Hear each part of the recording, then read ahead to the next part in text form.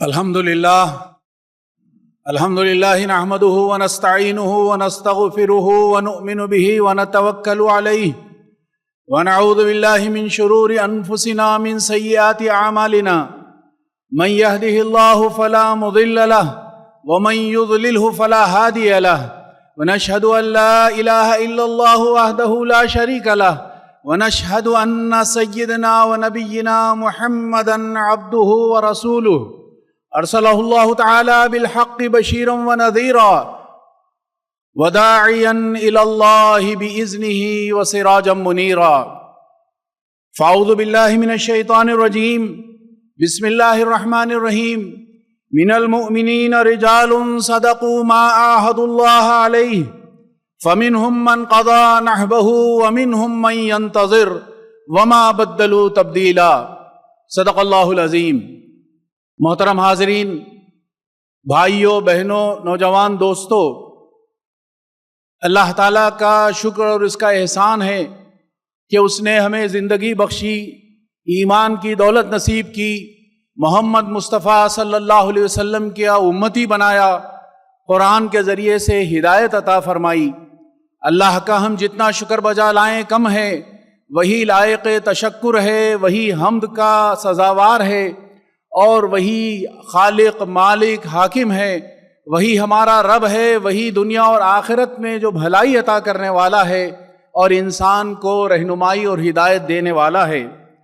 اللہ کے نبی حضرت محمد صلی اللہ علیہ وسلم فرماتے ہیں، حضرت انس ابن مالک راوی ہیں، بہقی کی روایت ہے، فرمایا کہ قل ما خطبنا رسول اللہ صلی اللہ علیہ وسلم الا قال لا ایمان لمن لا امانۃ لہ ولا دین لمن لا عہد لہ او کما قال علیہ الصلاۃ والسلام۔ اس حدیث گرامی کا جو مفہوم ہے وہ یہ ہے کہ حضرت انس فرماتے ہیں کہ کبھی ایسا نہیں ہوا کہ اللہ کے رسول صلی اللہ علیہ وسلم نے خطاب کیا ہو اور یہ بات نہ فرمائی ہو۔ فرمایا لا ایمان لمن لا امانۃ لہ، اس کا ایمان نہیں جس کے پاس امانت نہیں، ولا دین لمن لا عہد لہ، اس کا دین معتبر نہیں، اس کا دین نہیں جس کے پاس عہد نہیں، یعنی عہد کی پاسداری نہیں۔ یہ دو مختصر جملے ہیں، دو مختصر اور اسمال اسٹیٹمنٹ ہے، لیکن یہ اپنے اندر ایک ایسی غیر معمولی دنیا سمیٹے ہوئے ہیں کہ اگر ہم اس پر غور کریں تو ساری زندگی ان دو چیزوں کے اندر آ جاتی ہے، ایک امانت اور دوسرے عہد۔ انسان کی زندگی کا اگر جائزہ لیا جائے، اس کا انالیسس کیا جائے، تجزیہ کیا جائے، تو یہ بات معلوم ہوتی ہے کہ وہ امانت اور عہد و پیما کے درمیان گھرا ہوا ہے۔ بہت ساری امانتیں انسان کے پاس رہتی ہیں، بالکل اسی طریقے سے بہت سارے عہد و پیما کے اندر انسان گھرا ہوا ہوتا ہے۔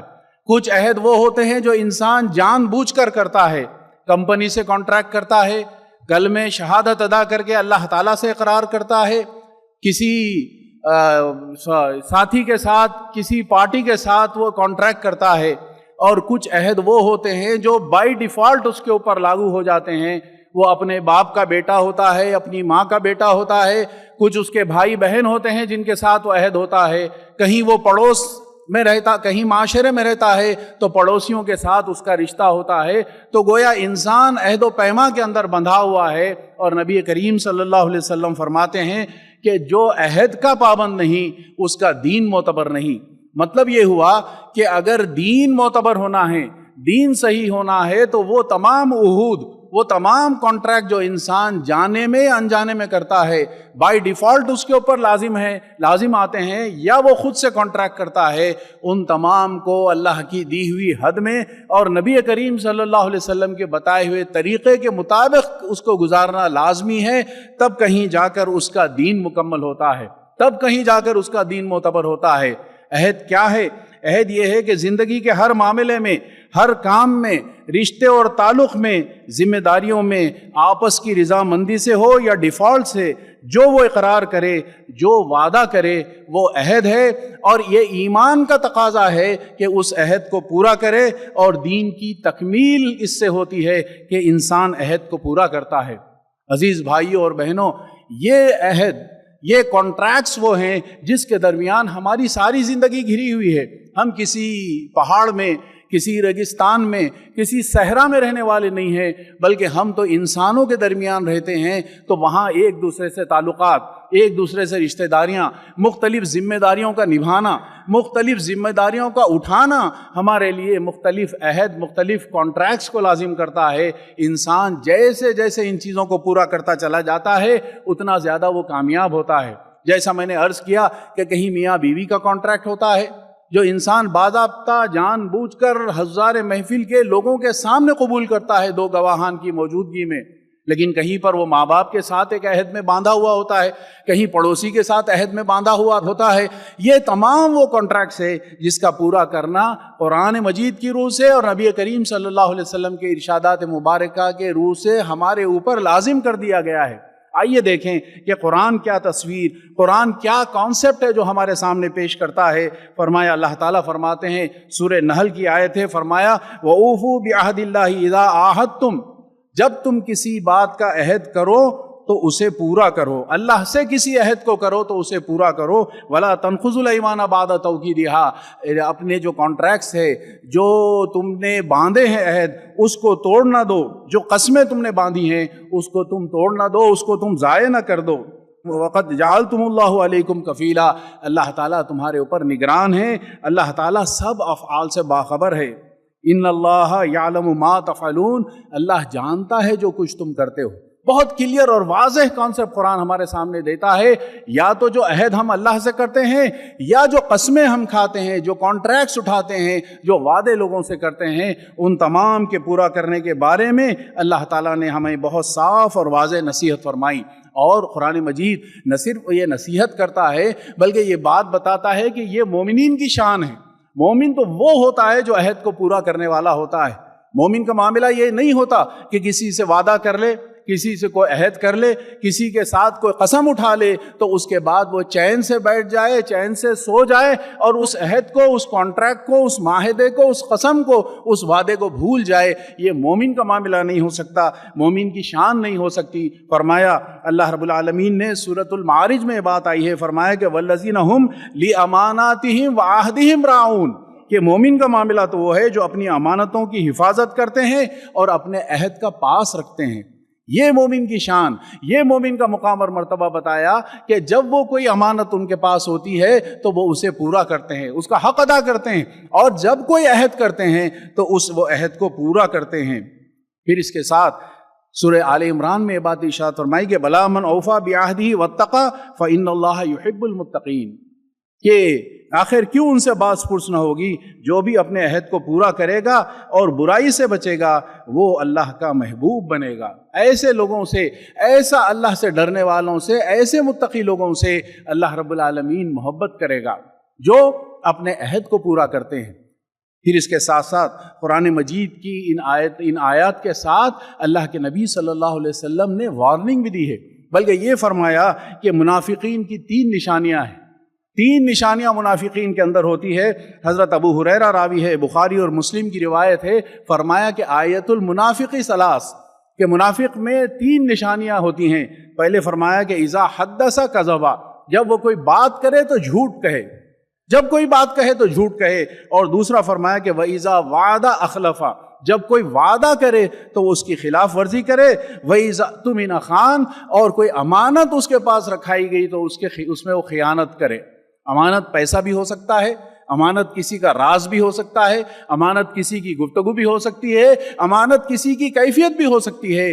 جو کچھ امانتیں ہیں اس میں خیانت کرنا یہ منافق کی علامت ہے، جھوٹ بولنا منافق کی علامت ہے۔ اور فرمایا کہ جب وعدہ کرے تو اس کی خلاف ورزی کرے۔ یعنی ایک مومن کے شائع نشان نہیں ہے، ایک مومن سے یہ چیز ممکن ہی نہیں ہے کہ وہ وعدہ کرے اور خلاف ورزی کرے۔ لیکن بھائیوں اور بہنوں، آپ کو اور مجھے اپنے گریبان میں جھانک کے دیکھنے کی ضرورت ہے کہ کیا سارے وعدے جو ہم کرتے ہیں اس کو پورا کرتے ہیں، الا یہ کہ وہ شریعت کے خلاف ہو۔ کیا سارے قسم جو ہم اٹھاتے ہیں کیا ان تمام کو ہم پورا کرتے ہیں؟ اگر خدا نخواستہ اس معاملے میں کوتاہی ہو رہی ہے، ہم وعدے پورے نہیں کر پا رہے ہیں، تو ہمیں ڈرنا چاہیے کہ اللہ کے نبی صلی اللہ علیہ وسلم فرماتے ہیں کہ یہ تو منافق کی علامت ہے، یہ میرے بندے کی، میرے امتی کی علامت نہیں ہو سکتی، میرے کسی پسندیدہ چاہنے والے اور میرے راستے پر عمل کرنے والے کی علامت نہیں ہو سکتی، یہ تو منافق کی علامت ہے۔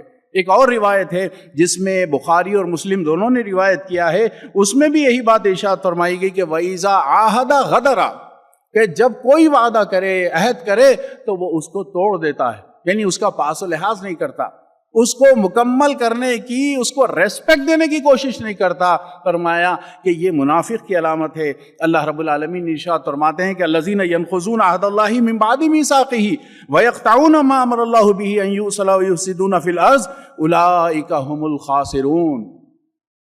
دیکھیں کتنی چونکا دینے والی بات کہ ناکام ہونے والے، خسارہ پانے والے، نامراد ہونے والے لوگ کون ہیں؟ اللہ رب العالمین فرماتے ہیں کہ اللہ کے عہد کو مضبوط باندھ لینے کے بعد توڑ دیتے ہیں۔ اللہ نے جسے جوڑنے کا حکم دیا ہے اسے کاٹتے ہیں اور زمین میں فساد برپا کرتے ہیں۔ حقیقت میں یہی لوگ نقصان اٹھانے والے ہیں۔ آپ کی اور میری اگر کوئی امید ہے تو یہی امید ہے کہ ہم کو خسارے سے بچا لیا جائے۔ آپ کی اور میری، سارے مسلمانوں کی اگر کوئی تمنا ہے تو یہی تمنا ہے کہ ہمیں دنیا اور آخرت میں خسارے سے بچا لیا جائے۔ لیکن اللہ تعالیٰ اعلان فرماتے ہیں کہ جو اللہ سے عہد باندھنے کے بعد، اللہ سے عہد ہم نے کن صورتوں میں باندھا تھا؟ پہلی صورت تو وہ تھی جب پیدائش سے پہلے اللہ تعالیٰ نے ساری ارواح کو جمع کر کے کہا تھا کہ الستو بربکم، کیا میں تمہارا رب نہیں ہوں؟ سب نے کہا تھا کہ قالوا بلا شہیدنا، سب نے ایک زبان ہو کر کہا تھا کہ ہاں رب العالمین آپ ہی ہمارے رب ہیں، ہم گواہی دیتے ہیں، ہم شاہد ہیں۔ اور دوسرا یہ کہ ہم ماں باپ کے مسلمان گھرانے میں پیدا ہونے کے بعد ہمیں بچپن ہی میں کلمہ سکھایا گیا، اس گھڑی سے لے کر آج تک ہم کلمہ طیبہ کہ اشہد ان لا الہ الا اللہ و اشہد ان محمدًا عبدہ و رسولہ کا بار بار اقرار کرتے ہیں۔ اب دیکھیے کہ کیا یہ کلمے کے تقاضے، کیا اللہ رب العالمین کو اپنا رب ماننے کے جو تقاضے ہیں اس کو ہم پورے کر رہے ہیں یا کوتاہی ہو رہی ہے؟ اگر خدا نخواستہ کوتاہی ہو رہی ہے تو قرآن کہتا ہے کہ اولئک هم الخاسرون۔ اللہ سے عہد ماننے کے بعد اور مضبوط عہد ماننے کے بعد اگر اس کو توڑ دیتے ہیں تو قرآن کہتا ہے کہ اولئک هم الخاسرون، ایسے ہی لوگ خسارہ پانے والے ہیں، نقصان اٹھانے والے ہیں، اور ایسے ہی لوگ فلاح سے، کامیابی سے، کامرانی سے محروم کر دیے جانے والے ہیں۔ اللہ کے نبی صلی اللہ علیہ وسلم اور صحابہ رضوان اللہ تعالی علیہم اجمعین کی زندگیوں کا مطالعہ کریں تو معلوم ہوتا ہے کہ انتہائی سخت گھڑیوں میں، انتہائی مشکل اوقات کے اندر بھی وہ اپنے عہد پر ایسے پابند رہتے کہ ساری تکالیف اور ساری نقصانات کو چھوڑ کر تو اپنے عہد کی پاسداری کرتے۔ نبی کریم صلی اللہ علیہ وسلم کی جو صلح حدیبیہ کی بات ہم اچھی طرح جانتے ہیں، جب صلح حدیبیہ مکمل ہوئی، بظاہر ایسا محسوس ہو رہا تھا کہ دب کر صلح کی گئی ہے، صحابہ انتہائی تکلیف کے اور انتہائی پریشانی کے عالم میں تھے۔ ایسے موقع پر ایک مظلوم صحابی جنہیں مکے والوں نے انتہائی تکلیف پہنچائی تھی، ان کو مارا تھا، پیٹا تھا، ہر قسم کی مصیبتوں سے ان کو گزارا تھا، ابو جندل رحمۃ اللہ رضی اللہ تعالیٰ عنہ دوڑتے ہوئے آتے ہیں، ہاتھوں میں پیروں میں بیڑیاں پڑی ہوئی، ہتکڑیاں پڑی ہوئی ہیں، جسم لہو لہان ہے، آ کے اللہ کے رسول صلی اللہ علیہ وسلم سے فریاد کرتے ہیں کہ اے اللہ کے رسول مجھے اپنے ساتھ لے جائیے۔ اللہ کے رسول کیا جواب دیتے ہیں؟ ایسے زخمی فلم، ایسے سخت موقع پر اللہ کے رسول کہتے ہیں کہ نہیں، ہم نے معاہدہ کر لیا ہے۔ معاہدے کی شق یہ ہے کہ اگر کوئی مکے سے اس معاہدے کے بعد اگر مدینہ آ جائے تو اس کو واپس کر دیا جائے گا۔ اب آپ دیکھیے کہ کیسی سخت ترین سچویشن ہے، اور وہ مظلوم صحابی اللہ کے رسول کہتے ہیں کہ اے ابو جندل صبر کرو، ہم نے ان سے معاہدہ کر لیا ہے، ہم معاہدے کی عہد کی خلاف ورزی نہیں کرتے۔ اور وہ وہاں سے چلے جاتے ہیں، ان کو ان کے والد کھینچتے ہوئے لے کے جاتے ہیں۔ کیسے سخت ترین مشکل مرحلے میں، ایسے سخت ترین لمحے میں یہ فیصلہ کون کر رہا ہے؟ رحمت للعالمین، کہ جو کسی کے اوپر ہلکا سا ظلم ہونا بھی برداشت نہیں کر سکتے، کسی کی سخت رسیاں باندھی جائے، جو قیدی آئے تھے ان کو رسیاں باندھی گئی تھی تو ان کی آوازوں سے اللہ کے نبی صلی اللہ علیہ وسلم سو نہیں پائے، اور صحابہ کو کہا کہ ان کی رسیاں کھول دو۔ ایسے رحم دل انسان، ایسا رحم دل انسان جو ساری انسانیت میں آج تک پیدا نہیں ہوا۔ اللہ کے نبی صلی اللہ علیہ وسلم کہتے ہیں کہ اے ابو جندل صبر کرو، ہم نے وعدہ کر لیا ہے، ہم نے معاہدہ کر لیا ہے، اب اس معاہدے کی ہم خلاف ورزی نہیں کر سکتے۔ انتہائی سخت ترین موقع کہ مکے کا رہنا اللہ کے نبی صلی اللہ علیہ وسلم اور صحابہ پر دو بھر کر دیا گیا ہے۔ صحابہ کو آلریڈی اللہ کے نبی صلی اللہ علیہ وسلم نے 2 مرتبہ اجازت دے دی کہ وہ ہجرت کریں، لیکن خود اللہ کے نبی صلی اللہ علیہ وسلم اللہ تعالیٰ کی اجازت کے منتظر ہیں۔ اجازت آ گئی، آپ کے گھر کو کفار نے گھیر لیا، تلواروں سے، ننگی تلواروں سے اللہ کے نبی صلی اللہ علیہ وسلم کو گھیر لیا گیا، لیکن ویسے انتہائی مشکل وقت میں اللہ کے نبی صلی اللہ علیہ وسلم حضرت علی کو بلاتے ہیں اور کہتے ہیں کہ یہ مکے والوں کی امانتیں ہیں، اس کو واپس کر کے تم مدینے کو آنا۔ یہ عہد، یہ امانت کے نمونے ہیں جو اللہ کے نبی صلی اللہ علیہ وسلم اور صحابہ رضوان اللہ تعالی اجمعین نے ہمارے سامنے پیش کیا۔ جب اتنے سخت حالات میں، اتنے کڑے اوقات میں، آزمائش کے انتہائی کڑے لمحات میں جب یہ عمل اللہ کے نبی صلی اللہ علیہ وسلم کا تھا، تو آپ بتائیے کیا صحابہ یا دیگر سچے اہل ایمان عام حالات میں اس کو چھوڑ سکتے ہیں عہد و پیمان کو؟ ہرگز نہیں۔ صحابہ کا معاملہ یہ تھا کہ پورے لشکر کے مقابلے میں اگر ایک آدمی کسی چیز کا وعدہ کر لیتا تو اللہ کے صحابہ اس کو ریسپیکٹ دیتے اور اس کے وعدے کو پورا کرتے۔ مشہور صحابی حضرت حذیفہ بن یمان، ان کے والد یمان ایک جگہ ایک موقع پر گرفتار ہو گئے اور ان سے زبردستی یہ وعدہ لیا گیا کہ ہم تم کو اس شرط پہ چھوڑیں گے کہ تم ہمارے ساتھ جنگ نہیں کرو گے۔ اب آپ دیکھیے کہ انتہائی جنگ کے اس وقت کے جو حالات تھے، مسلمانوں کے پاس بہت کم افراد ہوا کرتے تھے، ایک ایک فرد کی اہمیت ہوتی تھی۔ وہ آئے اللہ کے نبی صلی اللہ علیہ وسلم کے پاس غزوہ بدر میں اور انہوں نے یہ واقعہ بیان کیا تو نبی کریم صلی اللہ علیہ وسلم نے فرمایا کہ تم واپس جاؤ اور ان سے کیا ہوا عہد ہم پورا کریں گے۔ یہ وہ نمونے ہیں جو صحابہ نے اور اللہ کے نبی صلی اللہ علیہ وسلم نے ہمارے سامنے پیش کیے ہیں۔ اب تھوڑا غور کیجئے کہ اللہ کے نبی صلی اللہ علیہ وسلم نے یہ بات کیوں فرمائی؟ یہ بات کیوں فرمائی کہ اس کا یہ دین نہیں جس کے پاس عہد نہیں، جو عہد و پیمان کا قیاس نہیں کرتا اس کا دین معتبر نہیں۔ محترم دوستو، عزیز بھائیوں اور بہنوں، یہ بات اس لیے فرمائی گئی ہے کہ ہمارے دین کا، زندگی کا ایک ایک لمحہ عہد و پیما کے اندر باندھا ہوا ہے، اور یہ جیسا میں نے عرض کیا کہ اس کا آغاز ہی الستو بربکم سے ہوا کہ میں تمہارا رب نہیں ہوں، اور پھر وہ جب آگے بڑھا تو یہ معاملہ اشہد ان لا الہ الا اللہ اشہد ان محمدن عبدہ ورسولہ نے اس عہد کو پختہ کیا۔ اور پھر یہ عہد کا جو سفر ہے وہ ہم اس لیے کرتے ہیں، عہد و پیما اس لیے مکمل کرتے ہیں کہ ہم نے اپنی جان اور مال اللہ کو بیچ دیے ہیں۔ نہ ہماری جان اپنی ہے، نہ ہمارا مال اپنا ہے، نہ ہمارا وقت اپنا ہے، نہ ہماری صلاحیتیں اپنی ہیں، یہ سب کا ہم آلریڈی اللہ سے سودا کر چکے ہیں۔ ان اللہ اشتری من المؤمنین انفسهم واموالهم بان لهم الجنہ، کہ اللہ رب العالمین نے جنت کے بدلے میں مومنین سے ان کے جان اور مال خرید لیے ہیں۔ جب جان کا سودا ہو گیا، مال کا سودا ہو گیا، تو پھر آپ کو اور مجھے کہاں کا اختیار باقی رہ جاتا ہے کہ میں اپنا فیصلہ کروں، میں اپنی رائے کے اوپر عمل کروں، میں اپنی زندگی گزاروں؟ اللہ چاہے جو حکم دے، اللہ کے نبی صلی اللہ علیہ وسلم کا جو اسوہ ہو اس کو چھوڑ کر میں زندگی گزارنے کا کہاں موقع باقی ہے؟ جبکہ میں نے تو اللہ کے جنت کے لیے، اللہ کی رضا کے حصول کے لیے اپنی زندگی بھی بیچ دی ہے اور اپنا مال بھی بیچ دیا ہے۔ محترم دوستو، اب یہ ہمارے لیے سوچنے کا موقع ہے، اپنا جائزہ لینے کا موقع ہے، اپنا احتساب کرنے کا موقع ہے۔ گزشتہ خطبے میں نے آپ کے سامنے یہ گزارشات کی تھی کہ ایک اور سال ہمارے سامنے آنے والا ہے، اس کے لیے ہم اپنا جائزہ لیں کہ پرانی زندگی ہم نے کیا کمایا، کیا کھویا ہے، آگے آنے والے دنوں میں ہم کیا کرنا چاہتے ہیں، ہمارا کیا منصوبہ، ہمارا کیا پلان ہے۔ آج اپنے عہد و پیمان کا جائزہ لینے کی ضرورت ہے۔ ہم اپنے بیوی بچوں کے ساتھ کیا کر رہے ہیں؟ کیا ان کا حق ادا کر رہے ہیں؟ اپنے ماں باپ کے ساتھ ہم کیا کر رہے ہیں؟ کیا ان کا حق ادا کر رہے ہیں؟ اپنی سوسائٹی کا، اپنے سماج کا کیا حق ہم ادا کر رہے ہیں؟ پوری انسانیت کا جو حق ہمارے اوپر آتا ہے، جو چاہتے ہوئے نہیں چاہتے ہوئے جو معاہدہ ہمارے ساتھ ہوا ہے، اس معاہدے کو ہم کیسے پورا کر رہے ہیں؟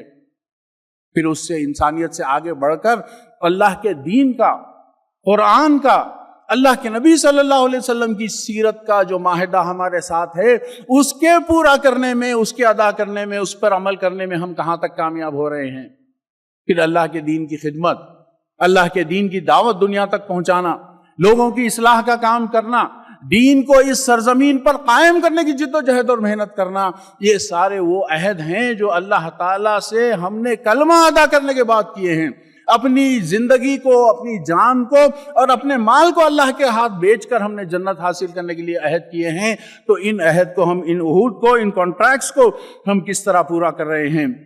یہی وہ راستہ ہے کہ جس میں گزرتے ہوئے ہم کامیاب، دنیا میں بھی کامیاب ہو سکتے ہیں اور آخرت میں بھی کامیاب ہو سکتے ہیں۔ ورنہ کل قیامت میں جب ہم پہنچیں گے تو یہ کانٹریکٹس پر عمل کرنے کی جو رپورٹ ہوگی وہ ہمارے ہاتھ میں دے دی جائے گی۔ یہ عہد جو ہم نے دنیا میں کیے ہیں یا بائی ڈیفالٹ ان عہد میں ہم باندھے گئے ہیں، ان کانٹریکٹس پر عمل کرنے کا رپورٹ ہمارے ہاتھ میں دے دیا جائے گا اور فرمایا جائے گا کہ اقرأ کتابک کفا بنفسک اليوم علیک حسیبا، آج اپنا دفتر پڑھ لو، آج اپنا ریکارڈ پڑھ لو، آج اپنی رپورٹ پڑھ لو اور تم خود اس کے اوپر گواہی کے لیے کافی ہو۔ کفا بنفسک اليوم علیک حسیبا، آج اگر کوئی آڈیٹر ہے تو وہ تم خود ہو، آج اگر کوئی جائزہ لینے والا ہے قیامت کے دن تو وہ تم خود ہو، آج گریبان میں جھانک کر دیکھنا ہے تو وہ تم خود ہو، تم کافی ہو اور کسی ثبوت کی ضرورت نہیں ہے۔ یہ پورا ریکارڈ زندگی کے ایک ایک لمحے کا، نیتوں کے ریکارڈ کے ساتھ سارا پیش کر دیا جائے گا۔ اس وقت اللہ کے دربار سے ہٹنے کا، ٹلنے کا، بھاگنے کا اور کوئی ایکسکیوز کرنے کا موقع نہیں ہوگا۔ لیکن دوستو، بھائیوں اور بہنوں، آج ہمارے پاس یہ موقع باقی ہے۔ ابھی یہ نرخرے میں سانسیں چل رہی ہے، ابھی سینے میں دل دھڑک رہا ہے، ابھی ہماری آنکھیں پتھرائی نہیں گئی ہیں، ابھی ہماری آنکھوں میں نور اور روشنی باقی ہے۔ یہ ابھی موقع ہے کہ کل اللہ کے سامنے جواب دینے سے پہلے آج ہم اپنا جائزہ لے لیں کہ ہم اپنے عہد و پیمان کا کس حد تک پاس و لحاظ رکھ رہے ہیں۔ اللہ کی رضا کے حصول کے لیے جو ہم نے اپنی جان اور مال کا سودا کیا ہے، وہ کس حد تک ہم اللہ کے لیے لگا رہے ہیں اور کس حد تک اپنی ذات کے خرچے کے لیے اس کو استعمال کر رہے ہیں، کس حد تک نبی کریم حضرت محمد صلی اللہ علیہ وسلم کے بتائے ہوئے طریقے کے مطابق ہم استعمال کر رہے ہیں اپنی جان اور اپنے مال کو، اپنی صلاحیتوں کو، اور کس حد تک اس کے خلاف ہم استعمال کر رہے ہیں۔ آج ابھی ہماری زندگی باقی ہے اور کل کے لیے کچھ سامان کرنے کا موقع ہے۔ قرآن کہتا ہے کہ یا ایھا الذین آمنوا اتقوا اللہ ولتنظر نفس ما قدمت لغد واتقوا اللہ ان اللہ خبیر بما تعملون۔ اے لوگو، یا ایھا الذین آمنوا، اے لوگو جو ایمان لائے ہو، اتقوا اللہ وَلْتَنْظُرْ نَفْسٌ مَا قَدَّمَتْ لِغَدٍ، اللہ کا تقوی اختیار کرو، اس کا خوف اور اس کی خشیت اختیار کرو، اور تم میں کا ہر فرد یہ دیکھے کہ وَلْتَنْظُرْ نَفْسٌ مَا قَدَّمَتْ لِغَدٍ، کہ تم نے کل کے دن کے لیے کیا بھیجا ہے، آنے والے کل کے لیے تم نے کیا سامان کیا ہے۔ مولانا فاروق خان صاحب رحمۃ اللہ علیہ کہتے ہیں کہ یہ کل کے لیے بھیجنے کی جو بات ہے وہ یہ ہے کہ انسان آج زندگی میں ہر لمحہ دو راستے اس کے سامنے ہوتے ہیں، دو میں سے کسی ایک کے انتخاب کرنے کا فیصلہ ہوتا ہے۔ کل اسے اللہ کے پاس معلوم ہو جائے گا کہ اس نے کس چیز کو اختیار کیا اور کس چیز کو چھوڑ دیا، کیا پرائیورٹی اس کی زندگی میں تھی، کیا ترجیح اس کی زندگی میں تھی۔ وہ انسان کو کل جب اللہ کے سامنے پہنچے گا تو وہ دو راستوں میں سے ایک راستہ اس کے سامنے واضح ہو جائے گا، اور اس وقت کے آنے سے پہلے انسان اس کی تیاری کر لے۔ یہی بات جو پہلی آیت میں نے آپ کے سامنے پڑھی، یہی بات ارشاد فرمائی کہ من المؤمنین رجال صدقوا ما عاهدوا اللہ علیہ فمنهم من قضى نحبه ومنهم من ينتظر وما بدلوا تبدیلا، کہ ایمان لانے والوں میں ایسے لوگ موجود ہیں جنہوں نے اللہ سے کیے ہوئے وعدے کو پورا کر لیا، ایسے لوگ موجود ہیں جنہوں نے اللہ سے کیے ہوئے وعدے کو سچا کر دکھایا. ان میں سے کوئی اپنی نظر پوری کر چکا اور کوئی وقت آنے کا منتظر ہے. انہوں نے اپنے رویے میں کوئی تبدیلی نہیں کی. بہت سے لوگ اپنی نظر پوری کر چکے اور اللہ کے دربار میں پہنچ گئے. جو کچھ ان سے بن سکتا تھا وہ کر لیے، اب اللہ کے رحمت کے حوالے ہو چکے ہیں. لیکن وَمِنْهُمْ مَنْ يَنْتَظِرُ، آپ اور میں ابھی ویٹنگ لسٹ کے اندر ہے، کیوں میں لگے ہوئے ہیں. ایک لائن ہے، قطار ہے جس میں انسان لگا ہوا ہے اور ایک کے بعد ایک قبر میں اترتا چلا جا رہا ہے. اس وقت کے آنے سے پہلے ایسا کچھ کام کر لے، چاہے دنیا ہمارے اوپر نفرین بھیجے، چاہے دنیا کہے کہ یہ پاگل ہو گیا ہے، بیوقوف ہو گیا ہے، کس راستے کے اوپر لگ گیا ہے. لیکن یہ ہے کہ اللہ کو راضی کرنے، اللہ کو خوش کرنے کا راستہ اگر اختیار کر لیں تو دنیا چاہے کچھ کہتی رہے، ہم دنیا اور آخرت میں انشاءاللہ اللہ کی رحمت سے کامیاب ہوں گے. مولانا عامر عثمانی رحمۃ اللہ علیہ نے کہا تھا کہ مجھے آخرت میں عامر وہی عمر کام آئی، مجھے آخرت میں عامر وہی عمر کام آئی جسے کہہ رہی تھی دنیا غم عشق میں گنوا دی. اللہ تعالیٰ ان باتوں پر غور کرنے کی ہمیں توفیق عطا فرمائے. جو بہتر بات آئی ہے اللہ تعالیٰ اس کو سمجھنے، غور کرنے، یاد رکھنے اور اس پر عمل کرنے کی اللہ ہم سب کو توفیق عطا فرمائے. بارک اللہ لنا ولکم فی القرآن المجید ونفعنا وإیاکم فی الآیات والذکر الحکیم. انہ تعالی جواد کریم ملک قدیم بر رؤوف رحیم ورب حلیم.